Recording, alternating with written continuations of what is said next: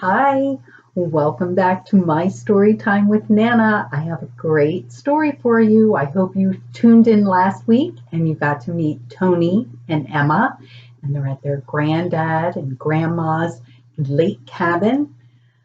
Oh, let's get started.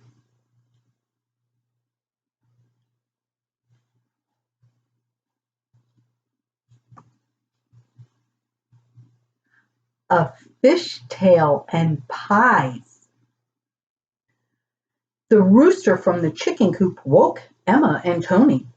He was better than any alarm clock. They climbed out of bed and could smell breakfast cooking downstairs.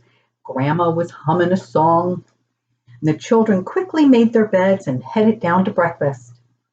Good morning, my sweethearts, said Grandma as she heard them on the steps. Did you sleep well with the stars watching over you? Good morning, Grandma. Good morning, Granddad, said Emma. I love falling to sleep with the stars. Me too, said Tony. My bed was so comfy. Well, come on over and have a seat, said Granddad. Grandma made some scrambled eggs and sausage gravy with biscuits. Grandma made the best biscuits. Can I help you with anything, Grandma? Asked Tony. Yes, thank you. You can get the milk out of the refrigerator. How about me? Asked Emma. Sure, you can help set the table, Grandma answered. Well, what about me? Said Granddad. Can I help? Yes, you can, said Grandma. Would you please squeeze us some orange juice? Sure, but I'm going to need some help though. Tony, are you feeling strong today? Granddad asked. Yes, said Tony. Look at my arms. Look how strong I am. I got muscles. Well, good. Then I'll cut the oranges and you can squeeze them, Granddad told him. He put the juicer on the table in front of Tony and began cutting the oranges in half. And Tony twisted the oranges to get the juice out. Soon there was enough juice for everyone to have a small glass. And Grandma and Granddad and Tony and Emma sat and ate a wonderful breakfast that Grandma had prepared. I was thinking we could go out and maybe do a little fishing today, said Granddad. How does that sound? I think it sounds like a lot of fun, said Tony. Me too, answered Emma. Well, then that's settled, said Grandma.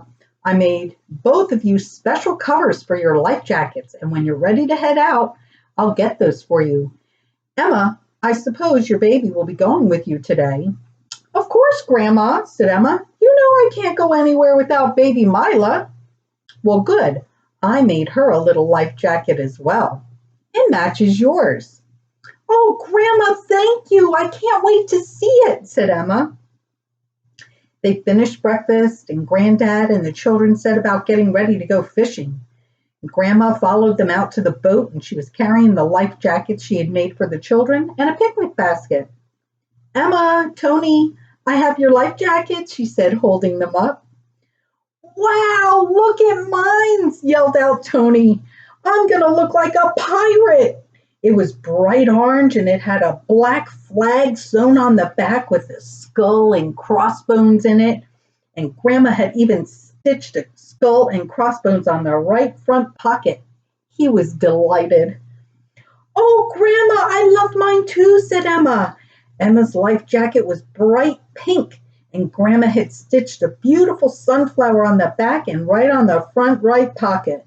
More importantly, she had made an identical life jacket for her Mila baby. Grandma and Granddad helped the children put on their new jackets, and Emma put on Mila's jacket so she would be safe in the boat too. Granddad, Tony, Emma, and baby Mila got into the boat, and Grandma handed Granddad the basket, and he set it next to the cooler.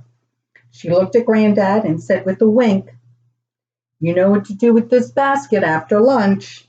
Yes, dear, he answered as he untied the boat. Whee! Cried out Emma and Tony as they pulled away from the pier, and they waved to their grandma, and their grandma waved back. Okay, we have a couple of rules while we're out on the boat, said Granddad. First, no one stands up in the boat without letting everyone in the boat know. This way we can all prepare for the change of weight in the boat. What do you mean, a change in the boat? Said Tony. Well, if you stand up, the weight will shift in the boat, and if you move too quickly, it can tip too much to one side, Granddad said. We don't want the boat tipping over. No, Granddad, they answered. Now, if you do fall in, don't panic. I'm right here, and you have those special life jackets that Grandma made for you, Granddad said. Even you, baby Mila, Emma just laughed. So just relax, and the jacket will hold you up, and I'll scoop you up with my fish net. Granddad, you can't catch us like a fish, said Emma. Oh, you'd be surprised what I've caught with this fishing net, Granddad laughed. Now let's get sailing. I need my pirate on the bow of the boat to help me navigate this vessel. Granddad put the oars in the water and Tony scooted himself to the front of the boat and they set off. It wasn't long before Granddad found the perfect spot in the middle of the lake and helped the children bait their hooks. The lines had little red and white bobbers that floated on the water. And when that bobber goes down in the water, you know you have a fish on the line, said Granddad. They set their lines and waited. I hope I catch the first fish, said Tony. And time passed, and it seemed like nothing was happening. So Granddad opened the lunch basket, and he and the children ate some egg salad sandwiches and drank their apple juice from a jar. Oh, look, said Granddad. Grandma packed us some Oreo cookies. And just as he was pulling the cookies out of the basket, Tony yelled out, I think I have a fish! I think I have a fish! His little line was bobbing in the water. I have a bite! I do have a bite! And he stood up quickly, and Granddad had to pull him back down, and the boat rocked to the left, and Emma had to hold on real tight. Now, said Granddad, remember what I said about standing up too quickly. You don't want us all to fall in the water, not when it looks like you just caught a fish. Oh, I'm sorry, Granddad, I forgot, said Tony. I know, it's exciting, but we all need to stay calm. Because if I see what I'm seeing, it looks like Emma has a fish on her line. And sure enough, Emma's line was moving too, up and down in the water. Well, said Emma, look, baby Mila, we're going to catch a fish too. Oh, you do have a fish, said Granddad. It looks like you both caught two big-mouthed trout. We're going to have a nice dinner tonight.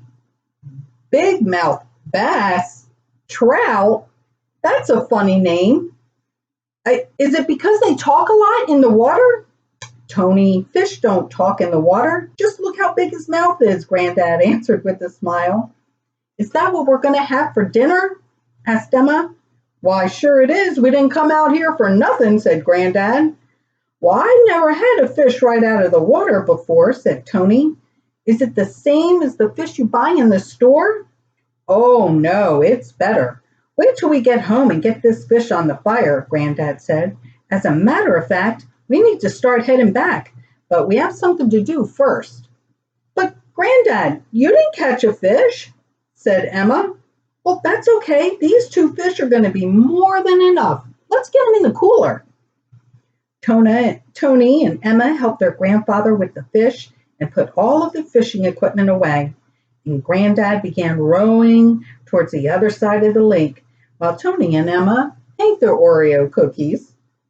Once on the bank of the lake, the children could see bushes covered in berries. Okay, Tony and Emma, I'm going to pull the boat back over to the shore, and then I'm going to get you to go collect some blackberries for Grandma. She wants to make a pie. Well, can I take my baby Mila with me? Asked Emma. Sure you can. Just don't leave her behind. Granddad got as close to the shore as he could, and then he got into the water and he pulled the boat onto the bank and then tied the boat to a tree. And he helped the children out of the boat and gave them the lunch basket. Go fill her up, he said. Tony and Emma ran to the bushes and began picking fresh blackberries. And when the basket was full, they went back to their grandfather and showed him all of the berries. Good job, he said. I see you had a few berries while you were picking. How can you tell? Said Tony. Emma, show Tony your teeth, Granddad answered. Emma gave a big smile, and Tony began to laugh and laugh. Your teeth are all purple. And Emma started laughing too, and she said, your teeth are purple too. I can see them when you're laughing. Berries always give you away, Granddad said. Now let's get back so we can clean these fish. We're going to cook it over a fire in the backyard. Like the Indians did? Asked Tony. Yes, his grandfather told him, just like the Lenape Indians, except I'm going to use a skillet. He helped the children back in the boat and loosened the rope and pushed the boat back into the lake. Here we go, Granddad said, and he used the oars to turn the boat and then headed back home.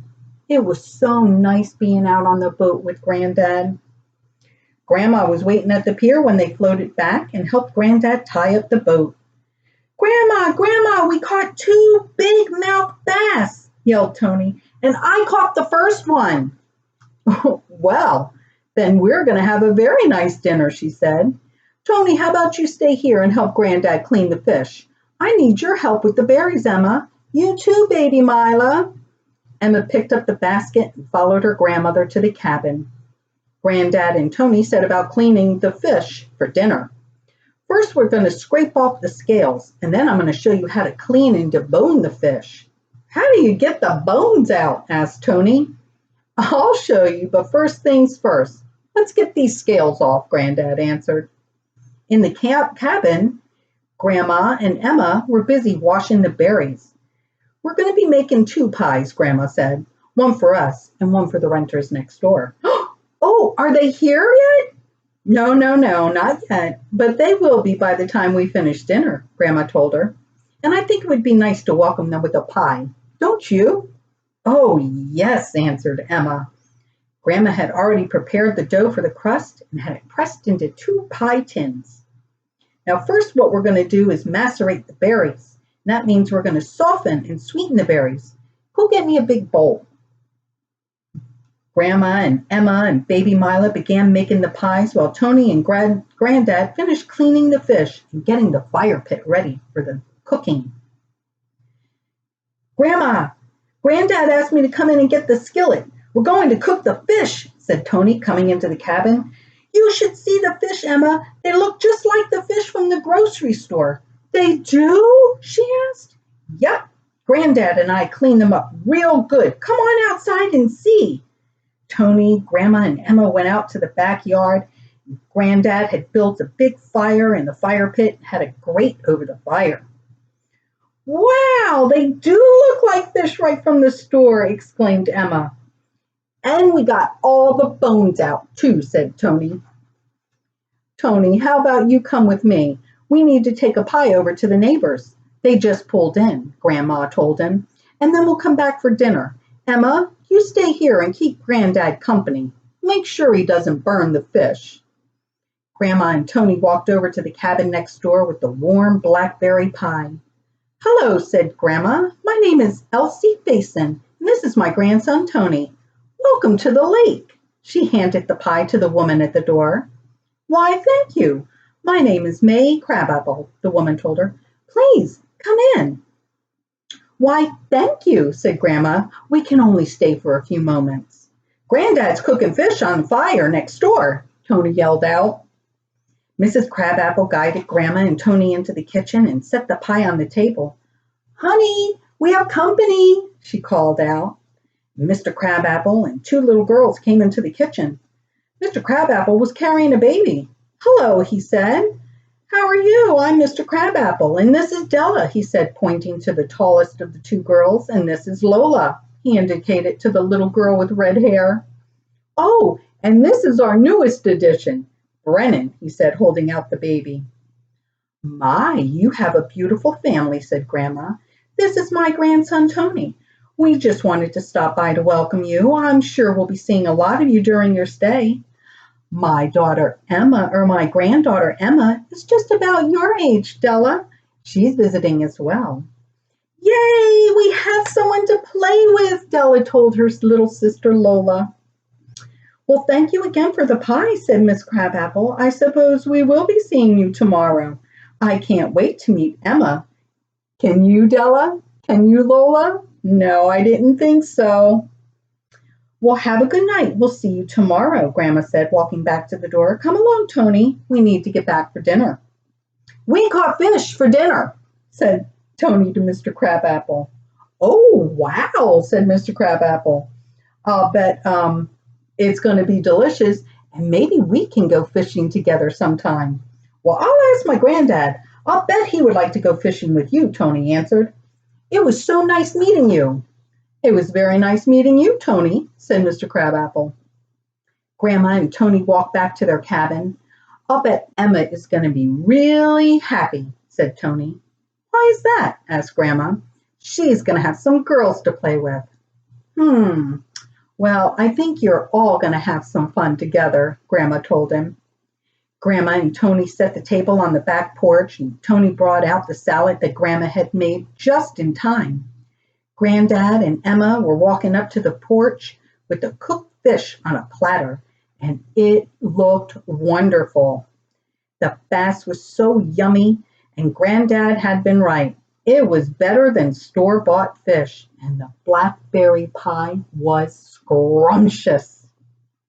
Nothing like fresh berries, said Granddad, and both Emma and Tony agreed, and then they all smiled with purple teeth. After dinner, the children helped their grandparents clean up. It had been a long day, so they changed into jammies, brushed their teeth, and climbed into bed. Grandma came up and read a bedtime story, and then gently tucked them in for the night. And as they drifted off to sleep, looking up at the stars, Tony told Emma about Della, Lola, and baby Brennan. I'll bet we're going to be having a lot of fun playing with them. Well, there you go. We have three new children that are visiting at the lake cabin. I am so excited. I wonder what they're going to do when they all meet up. Don't forget to share my stories so that all children can hear them.